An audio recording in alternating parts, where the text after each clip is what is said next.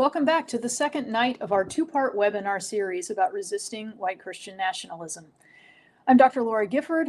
I am editor-in-chief of Fortress Press and trained as an American historian of American politics, so I'm delighted to be here moderating this conversation with some of our fine authors from Broadleaf and Fortress in this field. Tonight, we will again discuss the rise of white Christian nationalism and ways we might resist that, both as everyday people and as leaders in our communities. If you missed the first episode, which aired last Thursday, it is available online for your viewing. So let's meet tonight's panelists. John Fanestil holds a PhD in American history from the University of Southern California and studied as a Rhodes Scholar at the University of Oxford. He is the author of several books, including American Heresy, The Roots and Reach of White Christian Nationalism. Hello, John. Good afternoon. Also with us tonight is Aaron Scott. Aaron is a church worker, organizer, leader with the Poor People's Campaign, and co-founder of Chaplains on the Harbor. A second-generation preacher and third-generation organizer, he is the author of the forthcoming book, Bring Back Your People, 10 Ways Regular Folks Can Put a Dent in White Christian Nationalism. Hello, Aaron.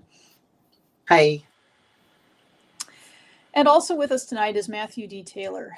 Matthew is a religious studies scholar, an expert in independent charismatic Christianity and Christian nationalism. He is the creator, writer, and narrator of the Charismatic Revival Fury audio documentary series on the Straight White American Jesus podcast.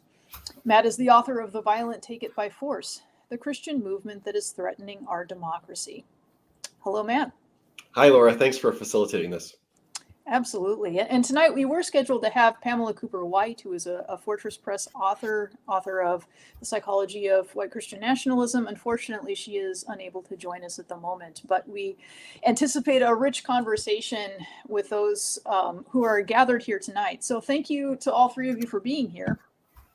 And I have questions for each of you about your specific projects. Also, we aim for this to be a wide-ranging conversation with the opportunity for some dialogue. But to get us started, I have a question that is relevant for all three of you, and I'd love to invite all three of you to share about.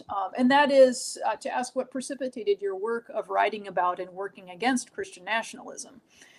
As well as that sort of foundation's motivation, impetus question. I'm also curious what concerns you most about the rise of Christian nationalism right now. So why are you working on this, writing about this, and what in particular concerns you right now of the panoply of ever-changing news that we encounter? And perhaps just to get us started, could I ask you, John, for your thoughts? Sure. My prior book, also from Fortress Press, was actually published in January of 2021. It was called One Life to Give, Martyrdom and the Making of the American Revolution. And in that book, I traced the theme of martyrdom as it really spread throughout revolutionary networks in the buildup to the American Revolution. It gave shape to a lot of the rhetoric that is some of the most familiar rhetoric to us from that era, though it's very rarely linked to the motif of martyrdom. But, sayings like, give me liberty or give me death, I regret that I have but one life to give for my country, live free or die, on and on. The American Revolution was infused with this spirit, both in writing and in rhetoric and in formal communication. So that book was really kind of trying to surface what I feel is a bit of an untold story of the revolutionary period. When it came out in January 2021, we were all shocked and enthralled by the images coming from the Capitol insurrection. And I watched that on January 6th, and I said to myself, I know what they're thinking. It looked very, very familiar to me. It looked very, very American to me. And it all struck me as very much of a piece. And so immediately I entered into conversation with the editors at Fortress Press about the idea of really addressing some of these deep roots, the early history. My area of specialization is 17th and 18th century, so the colonial period and culminating with the American Revolution, and really tracing the deep roots of the American experience and drawing those through lines to things that we might see in the public today. So just as an example, the rhetoric of martyrdom is very, very much at play again. and Donald Trump and his supporters are he's wrapping himself in the mantle of martyrdom at every turn, and his supporters are embracing it full throttle. And those kinds of resonances go way, way back. They run very, very deep. They're passed down, from generation to generation among religious and even those who have abandoned formal religious institutions still find themselves, deeply and sometimes mysteriously inspired by these kinds of motifs. So that was my impetus for writing the book, was an attempt to connect the deep roots. It's not a panoramic history, my new book, American Heresy. It doesn't trace 3 centuries of history, but it jumps from those deep roots to some of the expressions, some of the fruit, both sweet fruit and bitter fruit, that we can find in our public life today from the early American experience. Awesome. Thank you. Thank you. Your mention of January 6th has me thinking about some of the framing for Matt's book. So I'm curious, Matt, sort of what is your kind of central motivation and central concern or set of concerns at the moment? Yeah, like John, I was watching on January 6th and had many moments of deja vu. I grew up evangelical in Southern California. I was shaped in many ways by what we would today call Christian nationalism, what we would at the time have called the Christian right or the religious right. And so I was both appalled, but also curious by what I saw on January 6th. And my own PhD is in Muslim Christian dialogue and Muslim Christian relations, and I work on modern religious movements. And so I just started trying to understand what's the theology behind this, and who are the leaders behind this. And I just got fascinated by the particular networks. And I started connecting dots that I didn't see anyone else connecting, and seeing that actually was a fairly small subsection of American Christianity that was highly, highly involved in January 6th, and a fairly small set of leaders who were at the core of mobilizing for it. And the more I started digging into them, I started researching it thinking I was doing history, and then realized these people are extremely active and are gearing up to do this again. And I just felt like I needed to sound the warning about them. Absolutely. Absolutely. No, that's very helpful. And so, Aaron, your book is certainly wrapped up in all of these questions, but your work, of course, is slightly different as organizer and activist as well as pastor. But I'm curious what motivates and concerns you as we face this particular element in American life. Sure. I grew up in a rural, 20-person tongue-talking congregation in the mountains in upstate New York. And there's just pieces of it that go back kind of my whole life, but also pieces of organized resistance that go back my whole life. So my grandma and my mom were both labor organizers. My grandma was almost deported during the McCarthy era for her labor organizing. And so both of those threads run through our family. And then most recently, for most of the past 10 years, I was working at an organization. I started in rural Grays Harbor County, Washington State, so the rural Pacific Northwest, where we did a lot of work with folks who were incarcerated, folks who were on the street. And it's a rural, poor, mostly white county, so a lot of folks had done time in prison and had, because of their prison time, been involved in prison gangs, which are almost entirely race-based in this country. So if you have a lot of white people who have gone to prison, they're going to be in white pride prison gangs. But it was in there, seeing the networks that pull people in, not starting with ideology, but starting with survival, meeting people's survival needs and giving people a sense of meaning and community and real protection. And so our organization did that in a different way, with a different end through the church. But I think the connection point there was in June 2020.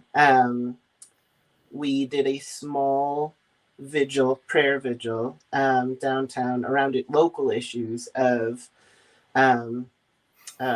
violence at the people who had died at the hands of law enforcement who are struggling with mental health issues in our community, white people.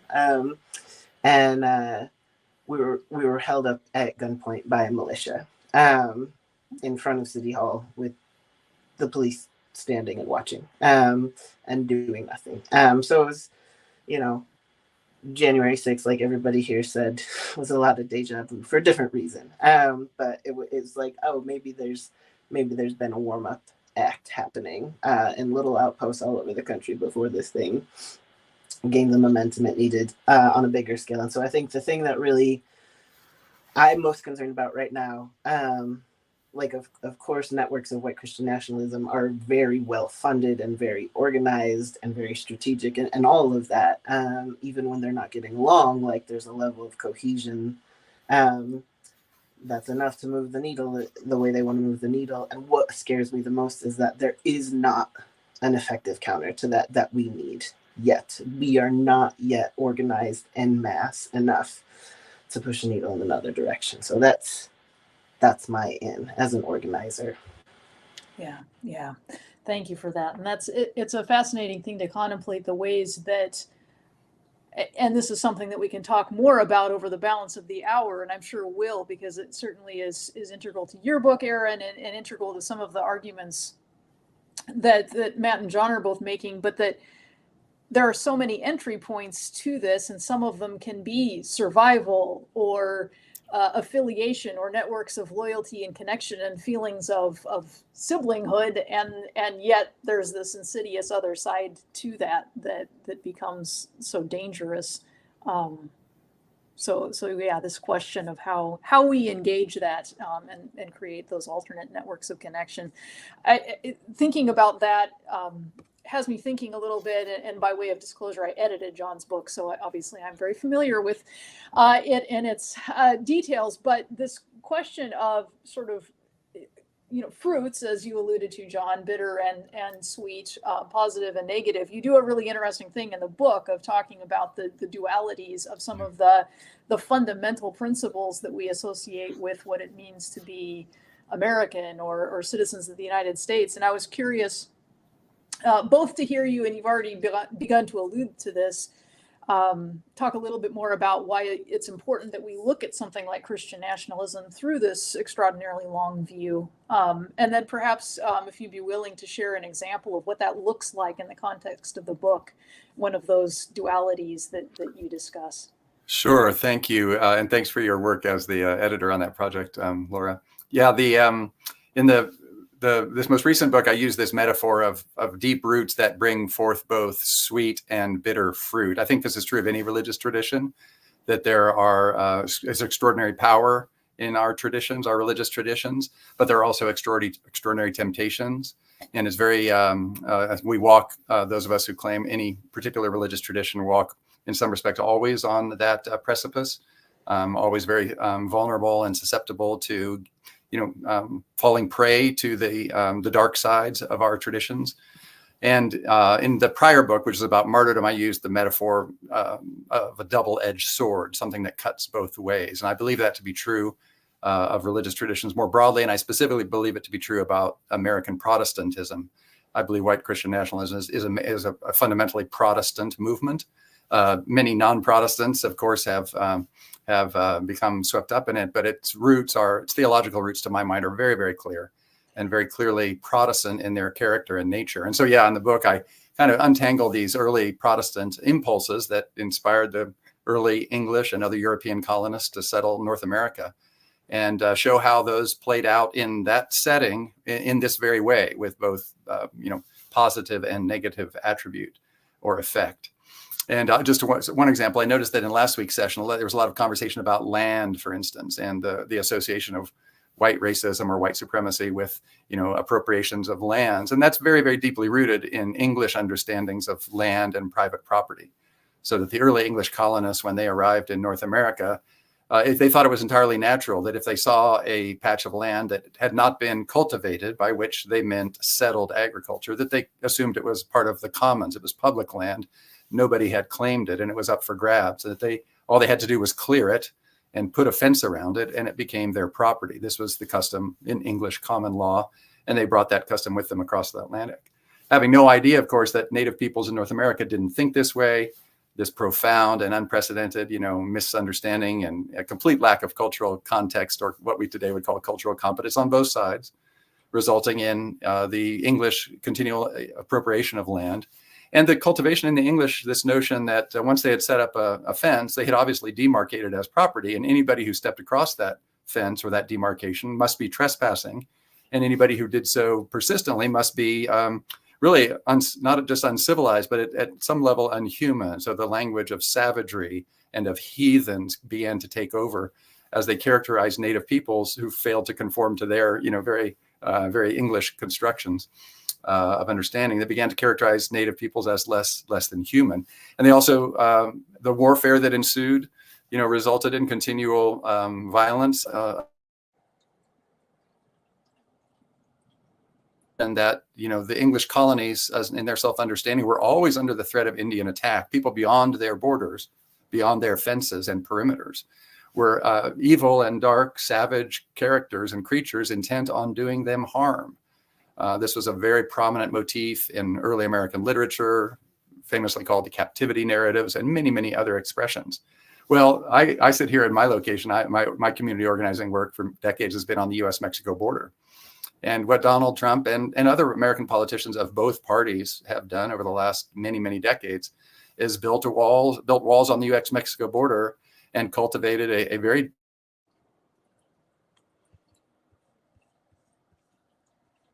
on doing us harm. And that is a very, very powerful message that has generations and generations, centuries even, of power behind it, and is a very compelling message and is very resistant to refutation. It's this notion of walling things off, setting your perimeter, walling things off, and demonizing those beyond your borders is an English Protestant habit of mind that is now a deeply, deeply American habit of mind. And it doesn't just infect the most extreme white Christian nationalists by any means. It's a dominant motif in our shared public life. Yeah, absolutely.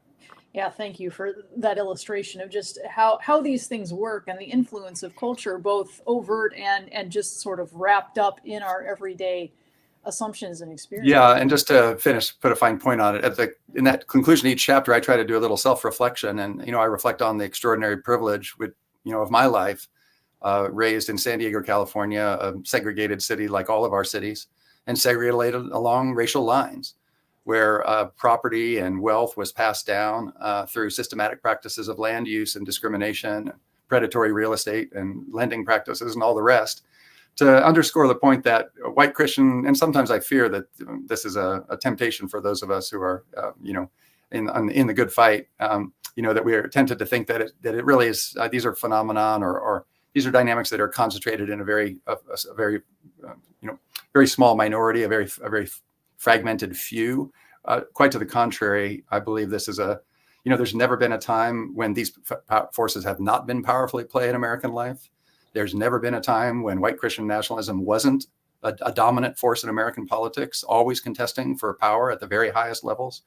And so in many respects, as much as we all in the room, it sounds like we're galvanized by January 6, 2021, I think, in my view, January 6, 2021 was not an outlier experience or event. It was an expression of something that is distinctly and very, very characteristically American. It's very much, contrary to what some politicians would say, it's very much a part of who we are as a people. Yeah. It's something that I found powerful about the way that you formulated the book and this question of us and them that I think that we tend to talk about when we talk about these conversations or arguments or polarizing kinds of issues at which we find ourselves at odds. And that kind of links us to a question that I had for you, Aaron, because of the way that you formulated your book, which was really rather fun to read, but also just sheds light into how interrelated we truly can be. Throughout your book, you allude to a mythical cousin Randy who's been sucked into white Christian nationalism. And as we were talking before we came on tonight, we were laughing about how everybody's got a cousin Randy, or maybe several. And this is just part of our atmosphere. And one thing that comes through really clearly is that you have a lot of love for Randy.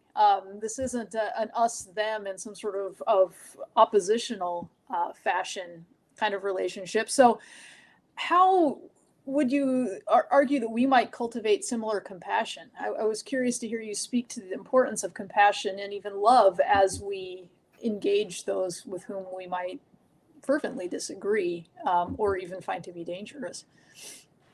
Yeah, thank you. And I feel like I need to give the context a little bit. Like, again, my work was specifically rooted in organizing with poor folks, right? And I think, I always got to say, like, there is still this entrenched, pretty liberal and progressive idea that, like, the roots of white Christian nationalism are in poor white communities. And that's, people get pulled in, but people get pulled in from every poor community. And the real, like, anchors, the real architects, the real engineers of this movement are actually not those people. Those are the foot soldiers. People in my family are foot soldiers, right? People in your families are foot soldiers.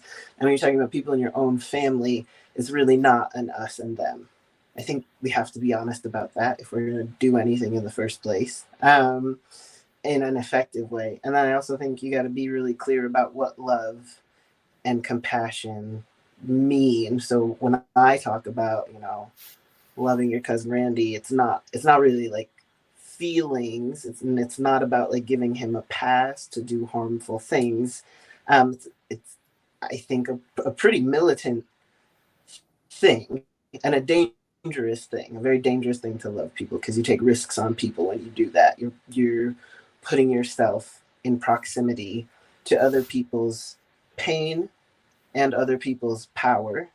And that's a very dangerous place to be with anybody. But then, taking that to a collective level, right, is, for me, it's just essential. It's not even just that it's a nice redemption arc or like feel good story. It's like, when it comes to organizing in this country, I can't tell you how many entire counties and zip codes and neighborhoods have just been written off and left unorganized by people who would rather not see full-blown white Christian nationalism ascendant at the highest levels of government, right? So you can't say you love people and want them to do something different if you don't know who they are, and you're not there, you're not present, and you don't actually know what's going on and where it might actually hurt. So, like, when I'm talking about Randy in the book, it's a lot about like asking this question that I think is Ruby Sales is the first person I heard put out there, is like, where does it hurt?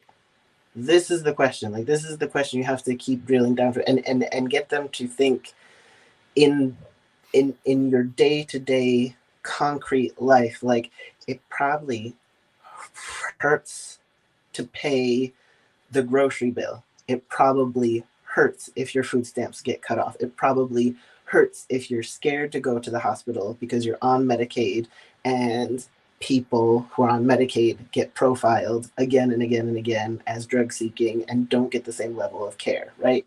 And it takes a long time to build relationships and build analysis and like build a collective sense of the world from that angle. But that's the whole point of love, right? Like, it's not just like, oh, let's be nice and like just like equivocate to the end of time. It's about a transformative relationship.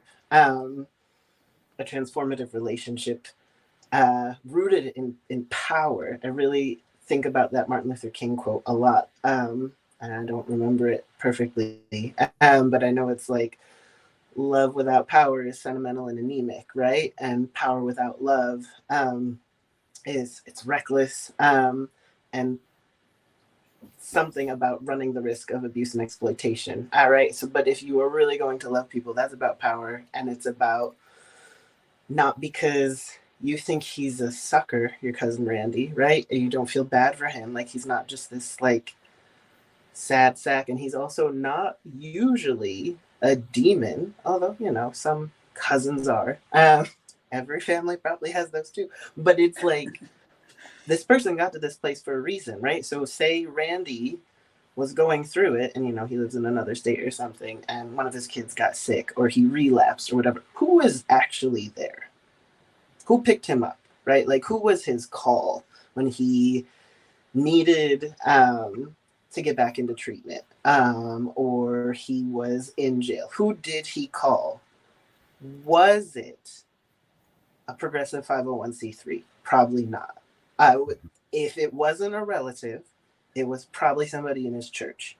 And then you think about like the spread of churches that are not necessarily like full-blown white Christian nationalists, right? But they're adjacent in some ways, right? Like the groundwater has been fully infiltrated with sort of soft-serve white Christian nationalist theology. Like, those churches are everywhere.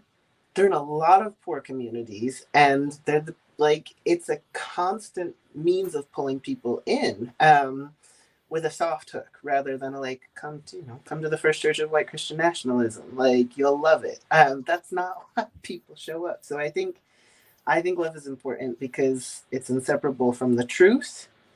It's inseparable from presence. And it's inseparable from a consistent commitment. It's not a flash in the pan, right? It's not like you don't love people just during election season. That doesn't work. People know that you're doing something there. I think, 1 John 4, right, is perfect love casts out fear. So that's the point for me. Yeah, Aaron, I just want to jump in and say thanks for that, and thanks for your work and your organizing work, and the other dynamic of churches like mine, these kind of mainline. You mentioned the progressive 501c3s or progressive churches, mainline. United Methodist pastor, and worked in United Methodist churches for much of my career, and we're all captive in this regard to these dynamics. I mentioned earlier the segregation of our major American cities, and how many well-meaning, progressive white Christians of the sort that I had in my churches are profoundly distanced and separated from communities which are bearing the brunt of, injustices of every kind, right? So, it's for that lack of proximity that you describe to that real human experience that white folks more broadly, irrespective of where they sit on an ideological spectrum, often are very incapacitated in their. They just haven't built up those muscles in such a long time because they've protected themselves, so determinedly from suffering and experiencing those kinds of pains themselves. So getting out of churches and into communities in an enduring relationship like what you're describing, I think is kind of a foundational practice that is really. It's challenging work for a lot of churches and church leaders and church folk who haven't been doing that kind of church for a long time. But getting out of our buildings and getting into the public and getting into places where people congregate, and specifically where people who are suffering injustice congregate, is a real art and art form that And thanks for your articulation of it. Thinking about this question of, and we've got Dr. Pamela Cooper-White joining us, which is wonderful. Thank you for being with us. I was just about to ask Matt a question about networks, because where we've been kind of talking is this notion that the work of relationship is essential, and I think that Matt, part of your work demonstrates how the work of relationship has also in some ways been essential to the development of some really the word that kept ringing in my mind was insidious sorts of networks with the development of the New Apostolic Reformation. So as you so eloquently describe in your book, this is a series of networks of connection that's incredibly vast at this point and often flies under our radar. So I was curious, in addition, of course, to reading your book, which I would recommend that folks go out and do, how you would encourage us to inform ourselves for thoughtful citizenship. Yeah, thanks. That's a great question. I think in many ways, we all have, really everyone in the United States has experiences of American Christianity, whether we're Christian or not. The reality is those experiences are inevitably provincial. right? We experience the little narrow segment of Christianity in our community. If we are Christian, we experience our church, we experience our family, we experience the kind of world and universe that we are in. But American Christianity and global Christianity is far more complex than the little provincial experiences that we have. And part of what makes studying, analyzing, combating Christian nationalism in this moment so difficult is it doesn't look like a lot of us think Christian nationalism should look. It doesn't look like what we grew up with. The reality is global Christianity is heavily impacting American Christianity at this moment. And we live in a globalized culture. And I think oftentimes when we have these conversations about Christian nationalism or white Christian nationalism in the United States, we slip into forms of American exceptionalism and start to think that the American conversation about these things defines the conversation about Christian nationalism. But the reality is there's Brazilian Christian nationalism, there's Nigerian Christian nationalism, there's Hungarian Christian nationalism, there's Russian Christian nationalism. There's also all kinds of forms of religious nationalism that are not Christian, right? That are also surging around the world right now. Hindu nationalism, the Hindutva movement in India, Buddhist nationalism in Myanmar, right? The reality is that we are experiencing right now around the globe a shift into a kind of mode of surging religious nationalism and rising authoritarianism. And so what is happening in the US right now is part of that global trend. And I think in order to get the perspective that we need, I think we need to look globally. And we need to think about and pay attention to other democracies' experience with religious nationalism and how they've challenged it. Because if we're only following our American scripts, we're constrained by the limits of our own imagination. But the reality is there's all kinds of communities that have resisted religious nationalism and used democratic means to do so. And just within my own research, some of what I've seen is the New Apostolic Reformation, which just a brief definition is just a set of leadership networks that were created in the late 1990s and early 2000s by a seminary professor named C. Peter Wagner and many of his disciples. They span the globe. These networks are transnational and interconnected, and many of the same, most of the leaders in the New Apostolic Reformation understand themselves as modern apostles and prophets. And this is actually a global thing as well. There's this global apostolic and prophetic movement that is growing, especially in non-denominational and charismatic spaces, kind of the country cousins of Pentecostalism, but non-denominational. And so these new forms of leadership that are at least claimed to be very old forms of leadership in Christianity are rising. And many of the apostles and prophets who I look at in my book, who were instrumental to galvanizing and mobilizing Christians for January 6th, and were the phrase I use is the central or the principal theological architects of the Capitol riot. Many of those same people were involved just a year later in the Brasilia Capitol riot and in helping to prop up and support Bolsonaro, the outgoing prime minister of Brazil. And so I think we need to be attentive to these global realities, global dynamics, and also recognize that white Christian nationalism, even in the US, it's a real thing, but it's only one of the forms of Christian nationalism in the US. There's actually a number of different forms and varieties of Christian nationalism. And if we only think about kind of one narrow channel, we'll miss some of the dynamics. I've been in conversation with some activists and journalists, especially on the West Coast right now, who are saying if they're looking at some of the curricula, like the stuff that comes out of Christians Against Christian Nationalism, or some of the books that are being written, even some of our books, and they're saying those resources aren't going to do any good in some of the communities that we're looking at that are becoming extremely radicalized, because they're all in English. We need stuff that's in Korean. We need stuff that's in Spanish. We need stuff that's in Filipino, because in Tagalog, because the communities that are being affected, where some of this stuff is spreading, are not simply English-speaking white communities, right? Because again, we are impacted by global dynamics and global trends. And so I think, paying attention to that broader picture, that broader trend of what is growing all around the world, and the way that all these other forms of religious nationalism are impacting and intersecting with each other, I think will help us be better better global citizens, but also will inform our resistance in a powerful way in the US. Yeah, absolutely.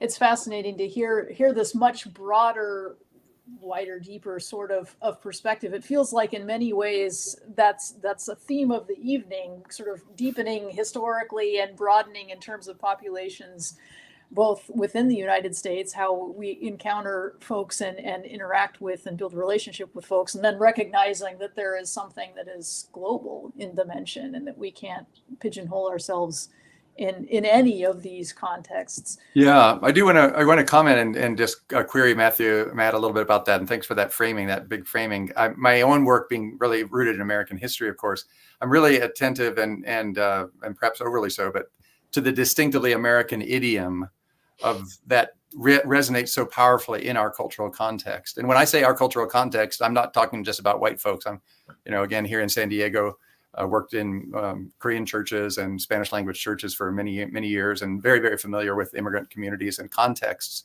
But of course, those immigrant communities and contexts in the United States, even first generations or 1.5 generations, as some immigrant communities would, these are deeply shaped by American Protestantism. It's often what American Protestantism is what drew them to the United States, or they were connected to an American Protestant brand of Christianity through missionary networks, which resulted in their coming to the United States. And so, my own sense is, and I noticed in the conversation last week, I think that these kind of analytical categories, academic categories of authoritarianism or nationalism more broadly are helpful analytical tools. I think that it's the specificity in our cultural context that is what is so compelling to people. And that is a kind of a contagion, if you will, if heresy is a contagion, right? It's these heretical expressions of the Christian faith or idolatrous expressions of the Christian faith that have very, very powerful appeal, but they have a powerful appeal in that they draw people into this grand narrative of American providentialism and American exceptionalism and American, preeminence. It's easily that narrative is easily downloaded, right, by people of whatever race. So I'm kind of interested to, maybe we don't know, we'll get to it tonight, but that it's very much a global phenomenon, very much an American phenomenon, in my view. Yeah, absolutely. And just to respond quickly, I think that's very true. And even the American Christian nationalists, I actually sometimes I want to differentiate, because I think there are forms of what we call Christian nationalism in the U.S. that are actually not that American. They're not that concerned about the United States. They have ambitions that are transnational and global. And so, for instance, one of the central concepts, they would understand as a prophecy within the New Apostolic Reformation circles is something called the Seven Mountain Mandate, which is the idea that you can divide society up into these 7 arenas of influence: government, education, the family, arts and entertainment, media, business, and that Christians are supposed to conquer the tops of each of those mountains in society, and then let Christian influence flow down into the rest of society. But that is not solely an American paradigm, right? That they understand the 7 mountains existing in every society, and part of the agenda is to conquer the 7 mountains in every society. And so this is an idea that begins in America in a certain sense, but then spreads around the globe. And then some of the global dimensions of and ways of enacting that are now coming back into the US, right? So I think we need to recognize, and this is where I sometimes talk about Christian nationalism as a phenomenon that is more domestic, is more interested in American borders and American culture, versus more transnational networks of Christian supremacy that are impacting each other, that are more theological than civic, that are more that have a more positive and clear agenda, and have more institutional power in many cases than the kind of more vague and hazy American civic culture, American religion kind of dimensions. So I totally understand what you're saying, and even those global dimensions get translated into American vernacular. Sure. But then they also get exported and imported in different ways around U.S. borders. So just for instance, almost all of President Trump's evangelical advisors of color were non-denominational charismatics, many of them Latinos and Latinas who had deep ties into Latin America and into networks of churches in Latin America, right? That doesn't fit the way that we tend to think about these things. We think of Christian nationalism as being xenophobic and opposed to people outside of the United States. A lot of the people that I study, they're constantly traveling internationally and starting churches and starting networks in other countries. And so their agenda, even though it's a Christian supremacist agenda, is not purely domestic. Yeah. Pam, did you want to step in? This may be a good, we're not hearing you, and you don't look to be muted. I'm curious what may be afflicting things. Yeah, still not getting any audio. It may be that some of our behind the scenes folks are able to figure out what's going on. Well, Matthew, let me pick up and ask you, do you know where the origins of the Seven Mountain mandate, where that originated, and which part of which denominational or heritage that had its origins? So some of it goes back to Calvinism, and especially this movement, the Reconstructionists, these kind of hyper-Calvinist, aggressive theologians in the 1960s, 1970s, but then those ideas from the Reconstructionists make their way into some of these independent charismatic circles, and it's actually a guy named Lance Wall now. He's been in the news a lot lately, who is the first one who really articulates the Seven Mountains. He hears about some of these other ideas, these other kind of prophecies and theologies in the year 2000, and he kind of blends them all together and names it the Seven Mountains. And so even the Seven Mountains it's an idea. I did a survey with a colleague of American Christians. We found that more than 50% of American evangelicals agree with the idea of the Seven Mountains. Well, and this is an idea that's less than 25 years old. Well, except that, so again, my argument would be that's a very, very Protestant way of thinking. It's a very, very, very Protestant way of thinking that the church would come to dominate all sectors of society. That was why the original, people who talk about, separation of church and state assume that meant that the founders of the United States, wanted to, keep religion and politics separate, which is just, foundationally not true. They wanted to keep the church and the state separate, but they wanted to do that largely because they wanted to protect the church from the state. They didn't want the establishment of religion. The reason they didn't want the establishment of religion because they all thought they had the right answer, but they were all Protestants fighting amongst each other. And they really believed that if they just, if you could just print the Bible and teach the gospel, that people would eventually get it because it was the truth, of course, and that eventually it would come to dominate, all sectors of society. This was the vision for many, many, of early Americans. This, the notion that the Christian gospel would eventually win out and would eventually come to create an entirely Christian nation. So, I appreciate the different articulations and the viral spread of it and the transnational networks, but every time I hear about movements, again, I'm very familiar with movements across Mexico and Central America, and these are this Protestant stuff. It's very Protestant stuff, is my view. I think. Well, I want to also. Sorry for being late. I had technical problems. So I'm not sure what's been said before, but I do want to push back a little bit also, Matthew, because those churches in Central and South America that represent a more evangelical fervor were created by North American missionaries who went down to convert people from Catholicism. Yeah. And so you have people coming back who carry that, but it is still very much a kind of Victorian era revival Protestantism.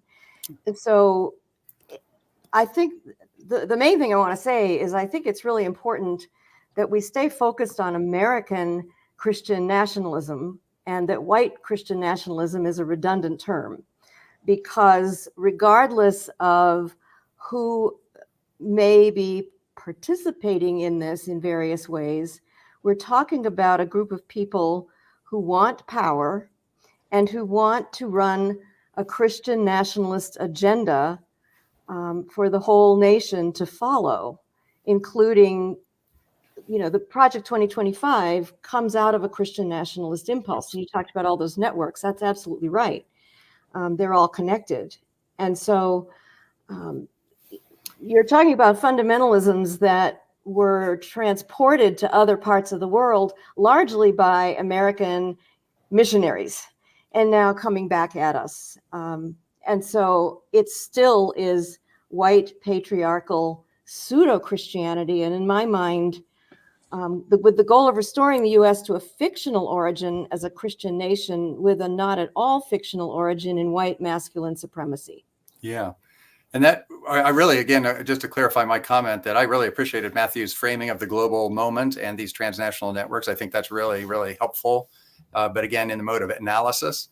And when it comes down to the kind of the virality of it, it's very contextual and very idiomatic, and it's very rooted in these kinds of historic relationships. If it's not nearly as compelling, but if you called it Anglo-Protestant providentialism, you would have a category that encompassed the vast, bulk of these movements, right? Because they can all be traced, or an extraordinary amount of their ideology, their theology, can be traced to the Anglo, missionizing of North America and other parts of the world, right? The colonization of the globe by the Anglosphere. Mm-hmm. So that goes back, 3 centuries, and it's been hard at work for 3 centuries, and 3 or 4, and continues to enthrall people, because it's a very compelling message that you can be on the winning side of history, and God is on your side in your struggles against your opponents, and that your sacrifice for the holy cause will earn you both fame and glory in this life, and the promise of eternal reward in the afterlife. That's a very, very compelling message, and it's been preached for 400 years by white Protestant preachers, and they found their audiences, and they continue to find their audiences. I think we also have to distinguish between leaders and followers in this movement, and that I can say more from my research about the psychological motivations that pull people in, but not everybody is at the same level of theoretical or theological conviction. And the theological conviction is also very much used, exploited by top leaders, charismatic leaders like Trump, who's of course being also used by some of the evangelical systems, but he's perfectly happy to be in that role. And so you have these narcissistic leaders, but then you also have people who are sucked into that. And they buy the message of a sort of pseudo-Christianity, but in looking at the ways in which this message gets packaged, it's almost always like it's jumping from a wrathful God in the Hebrew Bible directly to the book of Revelation. And you get very little about the actual teachings of Jesus about mercy and justice and love. You get a kind of a pulpit-thumping, firebrand version of Christianity that really doesn't represent Jesus at all. Yeah, and I wanted to query Aaron about that. Aaron had mentioned earlier the challenge of communicating and building relationships with folks who are engaged in movements like this. And my sense of it is that there's always it's not just a false gospel that is seductive.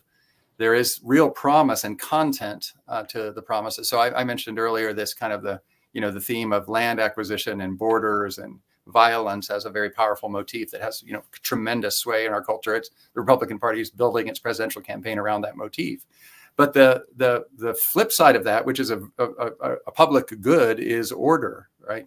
There's we would all, if you were given a choice to live between an orderly society or a disorderly society, I've lived in both, and I can guarantee you we'd all choose the orderly society. Disorder is no fun.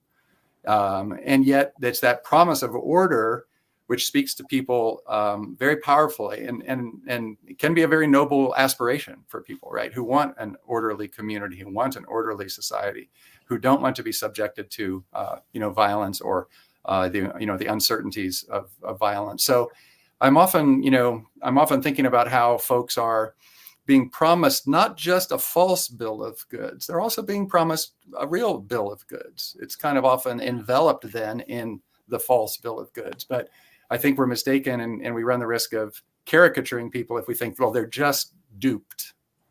No, they're being promised something that has real power in their lives and that makes a lot of sense in a lot of contexts. But the larger frame is, the Christian nationalism that we all oppose. So I don't know, Aaron, if that rang true with you, that assessment, or is that how you think of it? I think there's a lot that makes sense there. And I think, like, just to give a really succinct example, you look at all of the issues facing, right, people who are getting released from prison, right? So, like, this is my context again as an organizer in poor communities with really high rates of incarceration. A pretty standard, and for good reasons, like progressive cause is the restoration of voting rights. For it, I'm 100% for it. And then you look at the presence of conservative Christian prison chaplains and the support networks that they're tied to as people are re-entering. And the first questions that they go to folks with, a friend of mine shared this with me, this is what happened with his dad, it's not like, okay, are you ready to go vote? It's like, where are you going to live? How are you going to get a job? How do you need to get in touch with your family? Which are the questions for a person being released from prison. And so when I think about, again, it always comes back to me, like that question of proximity, like, are we in the communities that we need to be in, to be moving the people we need to be moving, who are, as you referred to this, Dr. Cooper-White, being pulled in, but not necessarily leaders, but they're being pulled in with some pretty good hooks. Do we have something better on offer? Because if we don't, we might as well like shut up and get to work building it. That's my thing.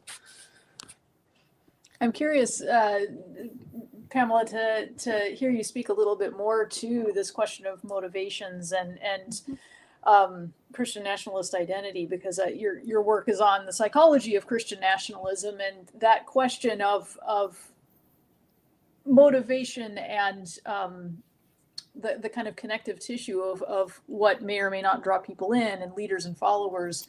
All of these dimensions feel core to the sort of work that you're doing in your book.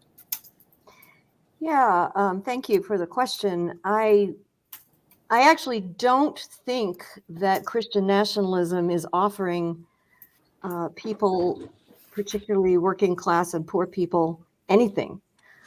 It's offering them a mirage. But why it seems like it's offering something, it's like when Trump famously said in Waco, Texas, "I am your voice, I am your warrior, I am your retribution." And it goes to, I've split this up into conscious motivations and unconscious motivations.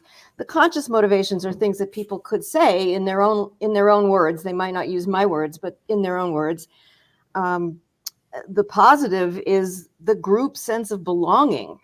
I have now joined this really large, powerful Christian institution that's heightened by a strong sense of purpose and a moral battle. Yeah, that's a very real thing. Good versus evil. So belonging is already probably the strongest thing that is given, and it's not going to necessarily result in policies that are going to improve their lives. In fact, it's pretty obvious that it will not. But they have this feeling, and it's enhanced also by rather cult-like recruiting tactics. But the bigger bundle of conscious motivations really actually have to do with fear. Fear and resentment. So the fear of loss of white social status. The U.S. Census Bureau predicts that the year 2042 will be the end of a white majority in the United States. Some of us might find that really enlivening, but for people whose only real sense of dignity has been around being white, at least I'm superior to those other people, then the loss of that feels existential. And right along with that is the fear of loss of patriarchal authority, both in the home and in the public. And that has a theological foundation in male headship.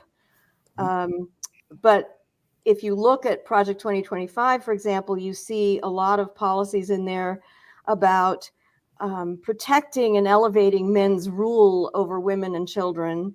And the recent revelations of the Southern Baptist Convention's cover-up of sexual abuse is not surprising, given that tendency to believe that men should have the authority, and the overturning of Roe v. Wade and so forth. Male headship, the fear of loss of male headship also may partly account for the fact that evangelical Christians in this country own the most guns, according to Pew, and Black Protestants own the least. In spite of mythologies about Black people being the most dangerous, it's actually evangelicals who own the most guns and who yell the most loudly about the Second Amendment. And some of this eventually slides over really into paranoia. You've got about 50% of white evangelical Protestants agree with QAnon, according to a study at Denison University, 1 in 5 Americans overall. And there's also a strong strand of fear of persecution of Christians that gets, now all of these things, these fears get exploited and amplified by Trump and by other leaders, and it trickles down to the leaders in megachurches and in other congregations. So that's the rhetoric. And if you're at a really powerfully emotional rally or a really powerfully emotional church service, and they're beginning to look more and more alike because they begin and end in prayer and so forth, your sympathetic nervous system is actually being aroused by this experience, and your fear is being heightened. And then the leader, the narcissistic, charismatic leader, comes onto the scene as your salvation. And Freud understood at the end of World War I that there's this narcissistic fusion between followers and leaders, where you have wounding of a feeling of self-respect, of dignity, of loss, all of those kinds of developmental wounds. And the followers are seeking to hand over their own superego, their own conscience, their own moral standards, to be told by this leader, this is what we need to do. This is right and wrong. And that's where the desire for order, which in itself isn't necessarily bad, but it can slide over into authoritarianism, because it's easy for me to give over my moral sense when I'm in a crowd that causes me to have all kinds of arousal, and I'm with people who think he knows what to do. So I don't have to have the responsibility of figuring all of that out for myself. So again, I am your voice, I am your warrior, I am your retribution. Mm-hmm. Mm-hmm. So we're coming toward the end of our time together, but there is a final question that I'd like to give to the group as a whole, as the spirit moves, although I would be curious perhaps to start off with you, Matt, if and to the degree that you're willing, because it's a general question with potentially some specific nuances. And the general question is, what's one thing that you wish you could share with a person swimming in white Christian nationalist waters, people who are maybe pulled into a similar ideological framework, or maybe just in a situation where this is surrounding them. But I'm especially curious, given that you have made such a study of Muslim-Christian relations, that one thing that we've touched on, and certainly through the kind of locus of global Christian nationalism, have brought a wider scope into perspective. But we're a society in the United States, right, that's not exclusively Christian. And so if a person is Muslim, Jewish, a person not of faith background, swimming in these waters, I'm curious, you don't have to be limited to that, Matt. I don't want to put you on the spot for that specifically, but raising it as a possibility. What's one thing that you wish you could share?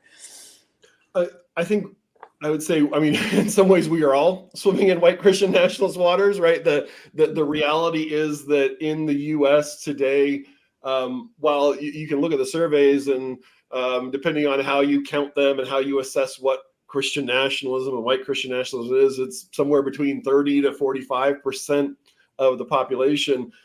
The forces that are driving this growth of Christian nationalism, I would even say what we're experiencing right now is not just a kind of expanding Christian nationalism. It is an internal radicalization of American Christian nationalism, that more and more people are moving from a kind of maybe benign, like God bless America kind of Christian nationalism into a much more aggressive, we're taking dominion, we're taking over kind of Christian nationalism. That is something that is affecting and impacting all of our society. And I think part of the challenge is Christians, by and large, are not threatened by Christian nationalism. Right? It's like if a Christian state takes over and Christians get more privileges and Christianity gets privileged in society, that doesn't really hurt me because I'm a Christian, right? And so there's almost that passivity that I encounter a lot of times with more liberal Christians who are like, oh, well, yeah, I guess it's bad. It's not my thing, but whatever. Where I think when we have relationships with atheists and agnostics and Jews and Muslims and Hindus and Buddhists and see the impact that this has on our friends, right? And the way that they are being increasingly marginalized by this discourse of Christian nationalism and Christian supremacy, as we recognize that other people are suffering, I think that should awaken our conscience to say, hold on a minute, right? Like, do I need America to be a Christian nation to validate my faith? And what is it that is inside me that is longing for my faith to somehow synchronize with my nation, right? What's underneath that? Because there's I'll say this, I'll make a theological statement. There's nothing in the Bible, there's nothing in the Christian tradition that says that your faith that your national faith needs to synchronize with your personal faith. In fact, that has often happened to the detriment of people's faith, right? The more that the system around you inculcates a certain version of Christianity, the less you even think about it, the less you're engaged with it. And so I would just encourage those of us in the audience who are not Christian to have some compassion for us Christians, because we're going through it right now. My first book is about the challenge in the Muslim community after 9/11, and the way that the American Muslim community really fought against the more radical elements in their community. I think we actually have a lot to learn from the American Muslim community in the way that they have very successfully integrated and welcomed in the more militant elements, but also challenged them. And I think that's what we need to be doing right now too. I do want to make a distinction, though, theologically. Christian nationalism is not Christian. I disagree. Period. It uses the language of Christianity and exploits it as a cover for white patriarchal nationalism. And nationalism does not have to be religious. It uses religion as another way to heighten the appeal and the strength of the message, because then you're in a cosmic battle between good and evil. But in fact, nationalism is defined as a group within a country that insists on ethnic superiority of the people they believe are the true Hungarians or Americans or whatever.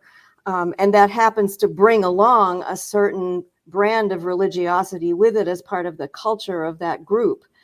But I really, as a Christian, I am terrified of this so-called Christian nationalism for myself and for my daughter, who is in her reproductive years. And, you know, I do not want to see her being followed around under surveillance when she becomes pregnant again, in case she should go out of state. And why is she doing that? And what are, you know, that is the kind of thing that these folks want. And they see it as bringing about the reign of the second coming of Christ. They think their ties to Israel are strong because they believe the state of Israel has to be established for the Messiah to return. But the Jews who actually live there must convert or they'll still go to hell. So there is so much racism, so much anti-Semitism, so much anti-Muslim sentiment, so much anti-refugee and immigrant sentiment in this group, because it is primarily an ethnic movement that uses religious language to justify itself. So in my take, that what it is, it's a Christian heresy. You can't, but to call it not Christian is to dismiss the essential character of it, because it's a Christian heresy that's always been at work in American society. There's always been a very powerful influence in American society. And it is specifically filled with Christian content that is, misused or misappropriated, but Christian content nonetheless. And I think we run the risk of, by simply declaring it not Christian, we run the risk of avoiding the truth of the matter, which is that these are very Christian folks who are simply falling prey to spiritual temptations of many different kinds.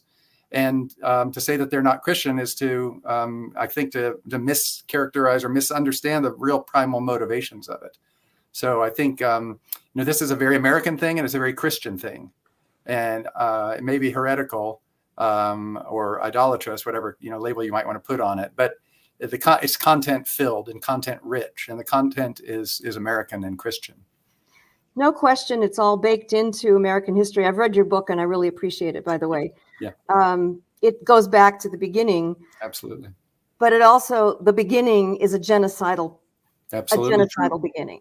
Which is a very American. Right. Again, this notion of who we are as Americans, I think, is a really interesting question. And I think it's often very misrepresented in the public arena by politicians of every stripe. Oh, well, that's not who we are. Well, in fact, if you look at the history and the long sweep of American white supremacy, that's a very, very, very big part of who we are as a nation. Yeah. Yeah. Thank you for that. Aaron, any closing thoughts or response to either what's going on here or this idea of one thing that you wish you could share? I want to make sure that we give everybody a chance before we're out of time. Yeah. I think one thing for folks in any kind of bubble, whether it's the white Christian nationalist bubble or outside of it, I'm an organizer, so I just wear people down asking the same thing over and over and over again until they tell me the truth, which is, where does it hurt?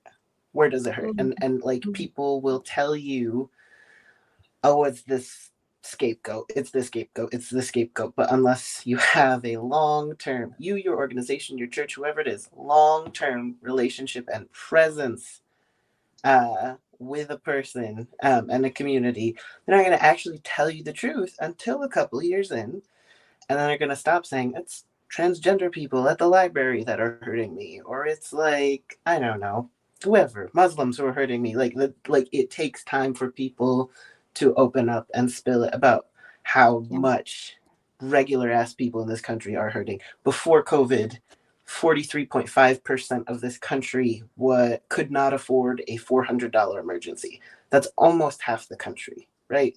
So after COVID, we can kind of guess it's probably half. It's probably half, maybe more. And $400, like not being able to afford a $400 emergency, is poverty. So you're talking about the richest country in the world, where half the people are living in poverty. A boogeyman, a lot of boogeymans, is a very useful thing, right? And creating this kind of really intense movement, religiously motivated movement, distorted certainly, but definitely religiously motivated, is very helpful at keeping lots of people distracted from their real pain. So just wear them out with that question. Where does it hurt?